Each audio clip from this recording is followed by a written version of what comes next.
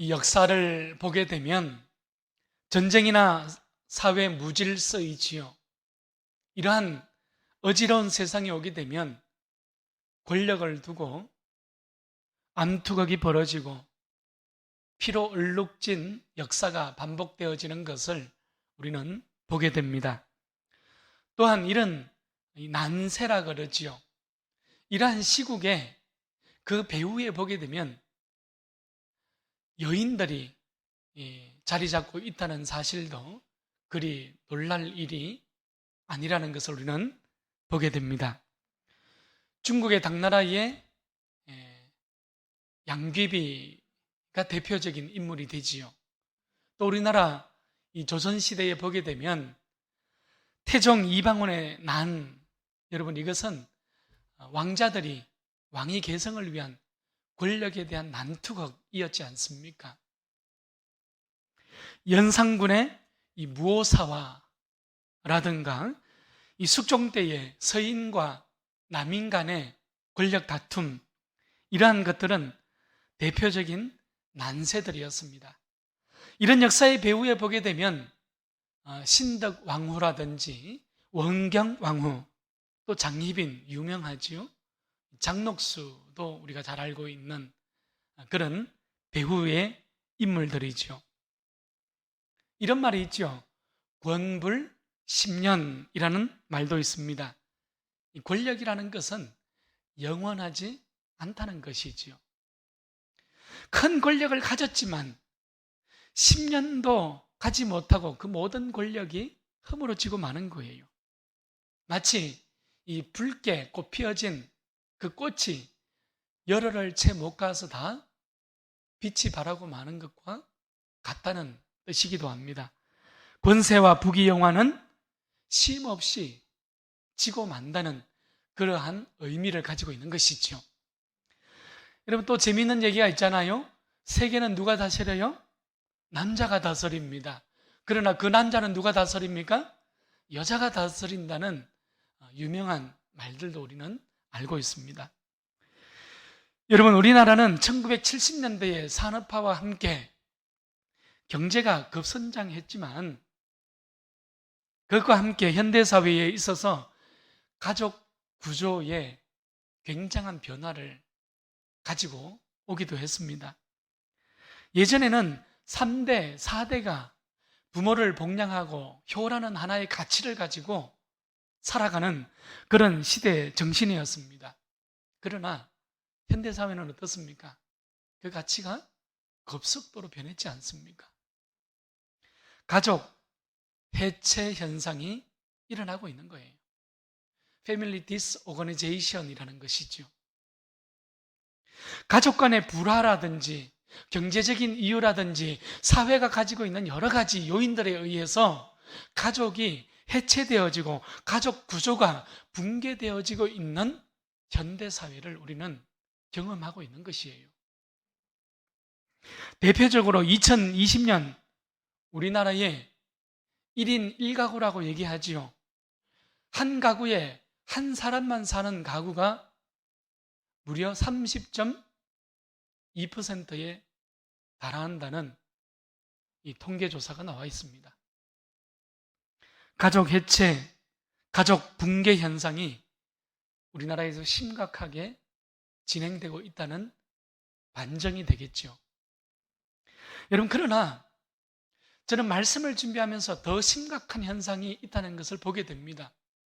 일명 영적 가족 해체입니다.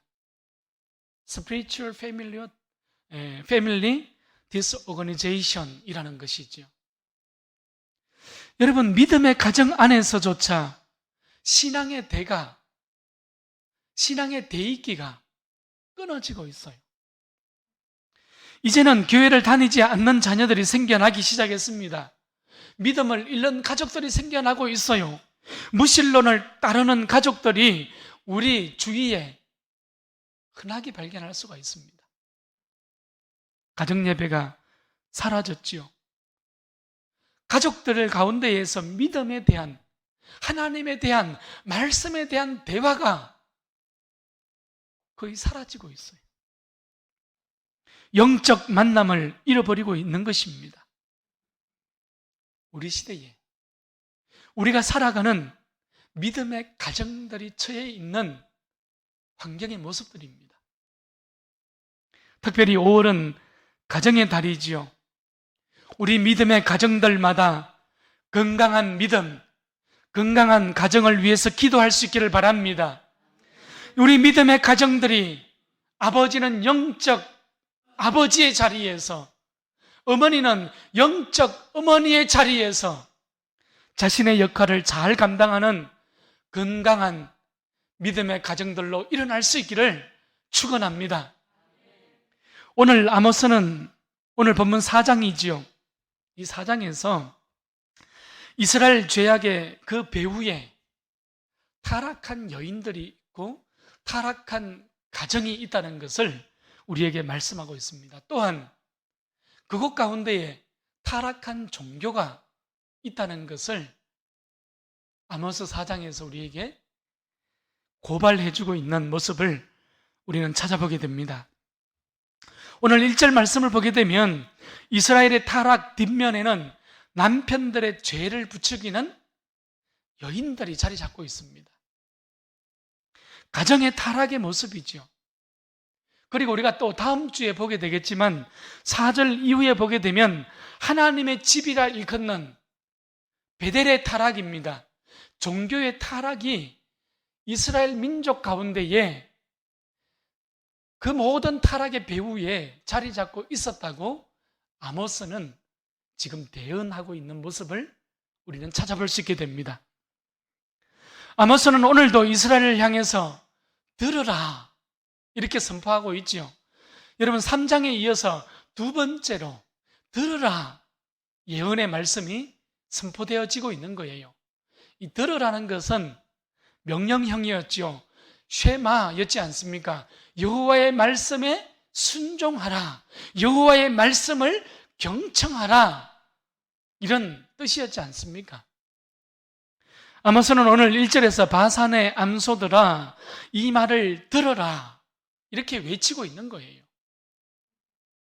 이 바산의 암소라는 것은요, 이스라엘 사회에 만연한 방탕과 사치를 일삼고 살아가고 있는 부유층을 가리키는 넓은 의미의 단어인 것입니다.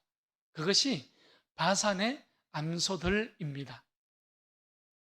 문제는 자신들이 누리고 있는 이 호화스러움이 가난한 자들을 학대하고 연약한 자들을 압제하고 그들로부터 빼앗아서 착취를 통해서 누리고 있는 부요함이요 호화스러움이라는 것이 문제였습니다. 성경을 보게 되면 이런 일들을 행하는 것은 곧 하나님을 대적하는 대표적인 행위가 되는 것이에요. 이스라엘은 이제 어떤 사회가 되었습니까? 죄악이 만연했습니다. 이런 학대와 압제와 착취가 묵인되는 사회가 되어졌습니다. 단순히 묵인하는 것이 아니라 심지어 그것 가운데에 동조하는 사회가 되어졌다 이 말이에요. 공정한 재판을 해야 할 재판관들은 힘 있는 자에게, 가진 자에게 기울어졌어요. 정직해야 할 종교인들은 하나님의 말씀을, 하나님의 그 길을 등졌습니다. 또한 정치와 관리인들은 자기의 배만 불리는 사회가 되었어요. 이 시대의 모습과 참으로 많이 닮아 있지요. 타락한 사회의 대표적인 모습들입니다. 오늘 본문 1절 하반절로 가보십시오. 가장에게 이르기를 술을 가져다가 우리로 마시게 하라. 여러분 무슨 말입니까?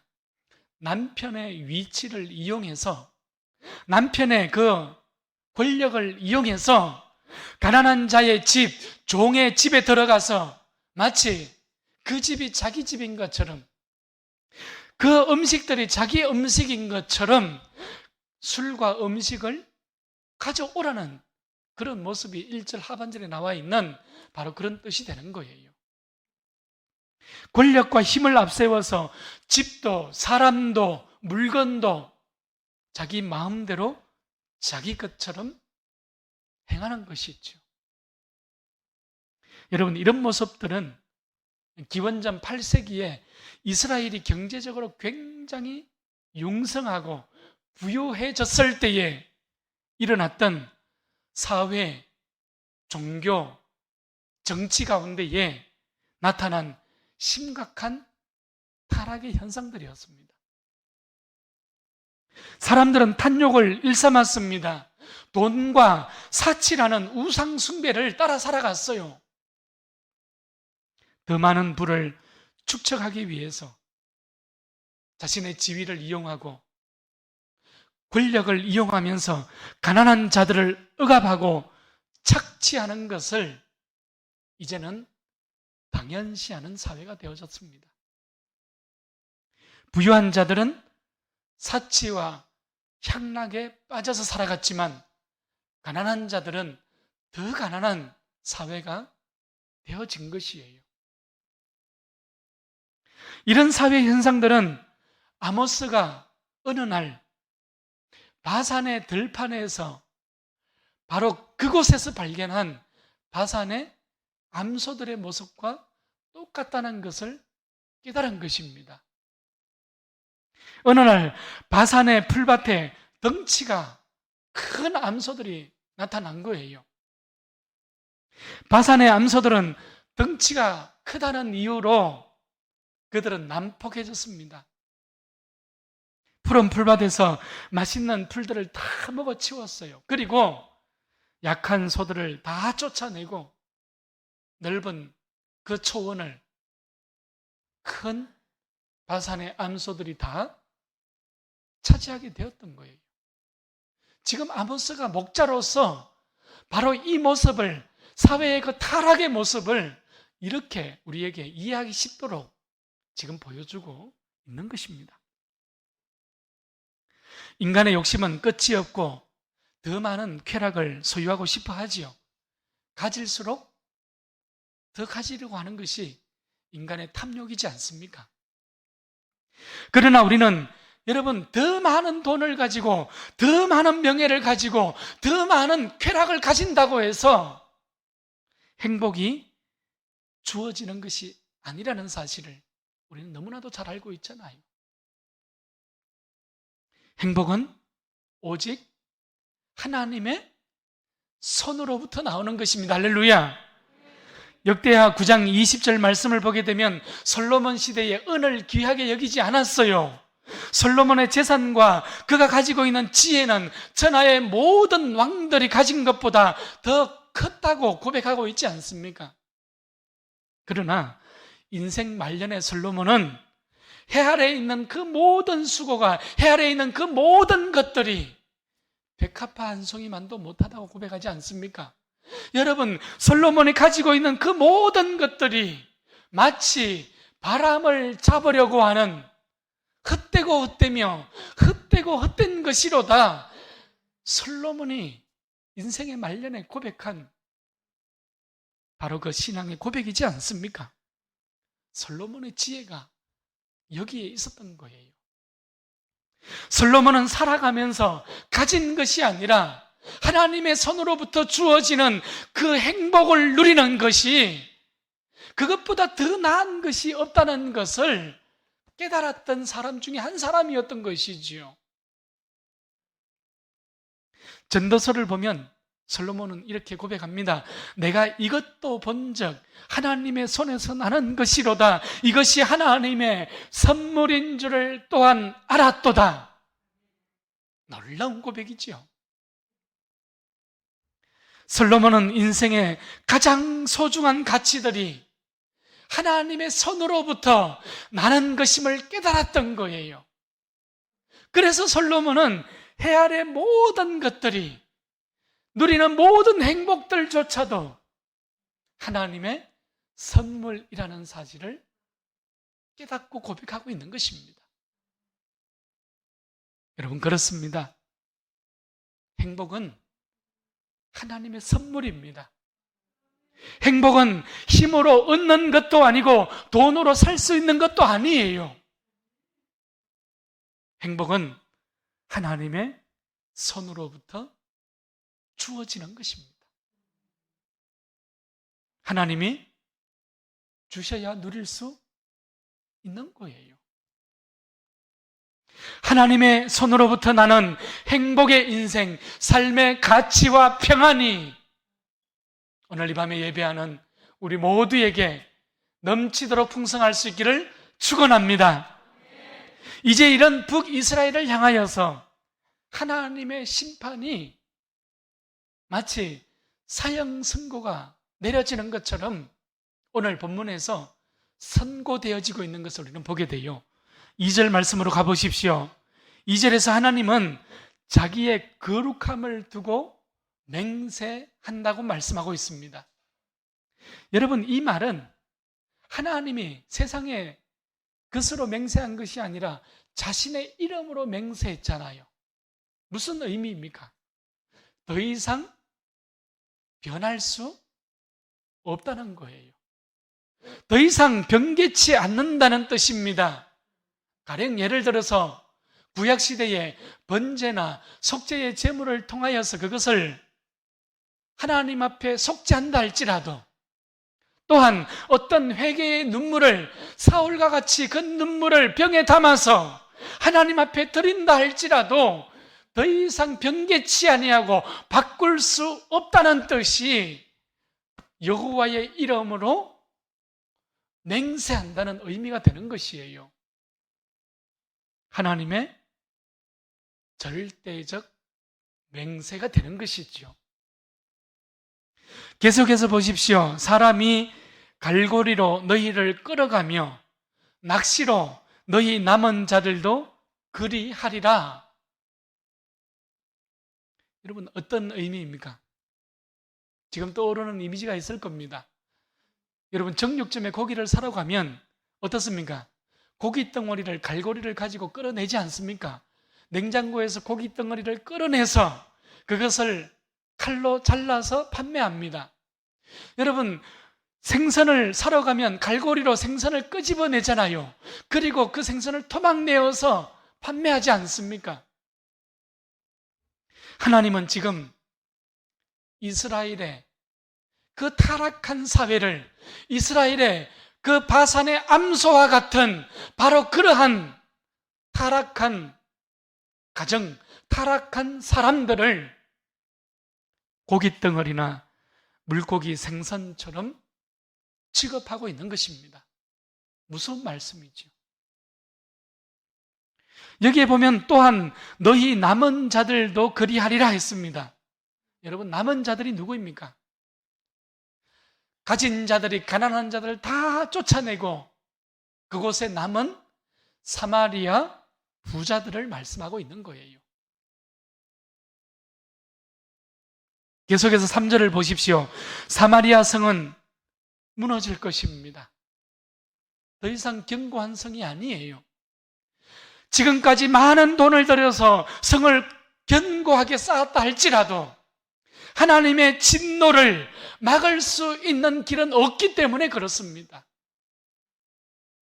지금까지 많은 돈을 들이고 많은 정치와 많은 인력을 들여서 그 사마리아 성을 견고하게 쌓아 올렸어요. 마치 바벨탑 같이 쌓아 올렸습니다. 그러나 하나님의 진노가 임하니 더 이상 막을 길이 없게 되는 것이죠. 또한 각기 앞으로 바로 나간다, 이런 표현이 있습니다. 각기 앞으로 바로 나간다는 것은 그곳으로부터, 그 성으로부터 성이 무너지고 폐허가 되니까 그곳으로부터 쫓겨나간다 이 말입니다. 그러니까 포로가 되어서 결박당하고 한 줄로 길게 늘어서서 아수르를 향하여 내어 던져지게 되는 바로 그러한 하나님의 심판이 선고되고 있는 것입니다. 하나님을 등진 사회이지요. 하나님의 말씀을 떠난 가정입니다. 하나님을 버린 인생의 비참한 결말을 지금 3절에서는 이렇게 기록하고 있는 것입니다. 여러분, 오늘 말씀을 이제 정리하고자 합니다. 아모스는 당시에 기득권층을 향하여서, 타락한 시대를 향하여서, 타락한 사회를 향하여서, 타락한 종교를 향하여서 하나님의 심판의 말씀을 외치고 있습니다.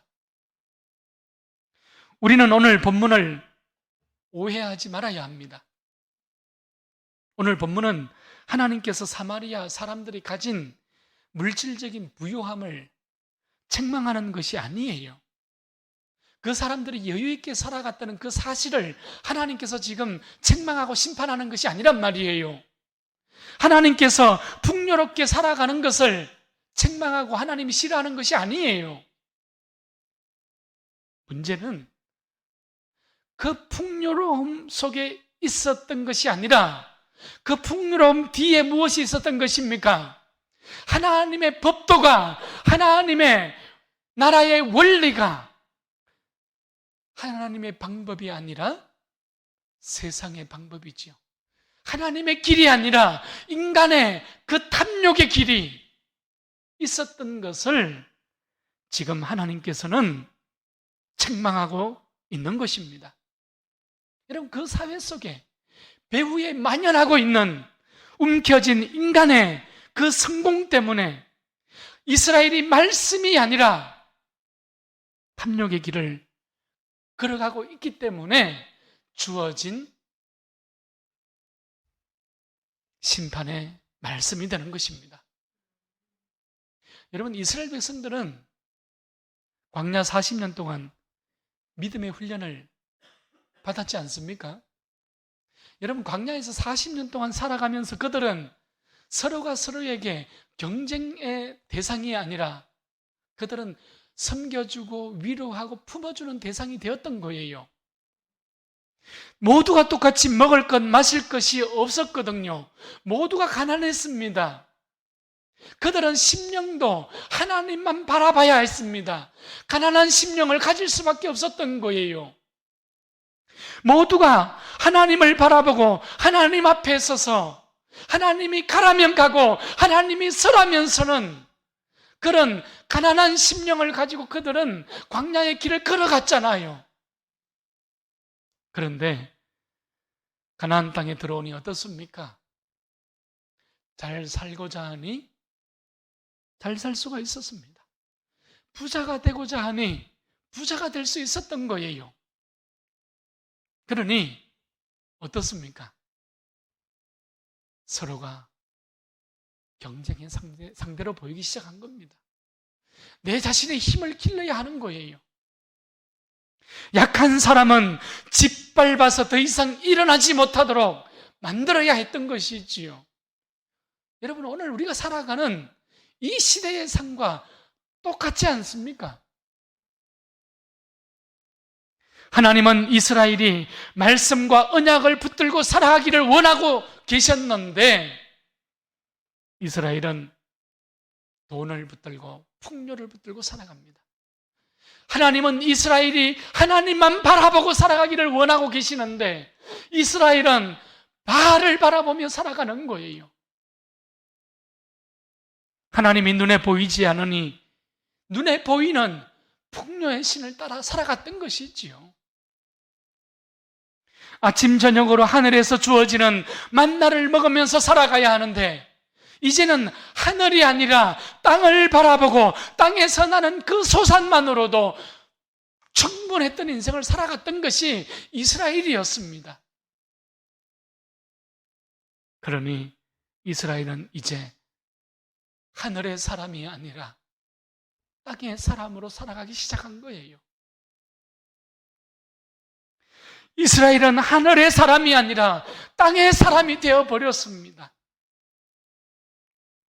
이방인들과 구별되어 살아가라고 하나님께서 구별하여 주셨고 선별하여 주셨는데 이방인과 똑같이 타락의 길을 걸어가게 되었던 것입니다. 이런 의미에서 오늘 본문에 기록되어져 있는 아모스가 가리키는 이 바산의 암소들은 누구를 가리키는 것입니까? 하나님이 아닌 자신을 위해 살아가는 존재들을 가리키는 거예요. 바산의 암소들은 말씀이 아니라 돈을 의지하며 살아가는 사람들입니다. 바산의 암소들은 하나님이 아니라 바알을 향하여 돌아서 있는 그 인생들을 가리키는 것이지요.